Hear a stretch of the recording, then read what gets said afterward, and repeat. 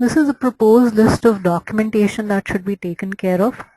A vision document in any case should come, either it's a new product or a new release. Vision document is done basically to define what is the long-term vision or the short-term vision of the product. It sets the objective for this phase of development. A problem definition document should be done, and this is mostly done in cases where the product already exists, just to define that what are the problems that we need to take care of in this particular release. Wireframes, like I said, they define page-to-page event of the product, so a detailed wireframing is always recommended. Wireframes and functional and technical specifications are sometimes combined in a lot of user experience processes where the screens are combined with what the screen is supposed to perform.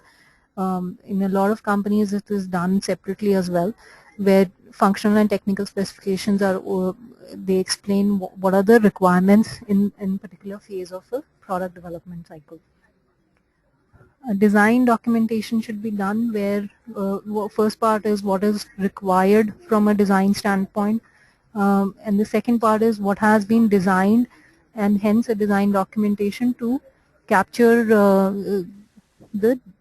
the application of design. If a new requirement comes in, how will the design be scalable, how to use this design for further release. And final release specifications. This is done from a perspective that this release captures only these specifications, and it must specify what from the larger pool has been left out for the next release.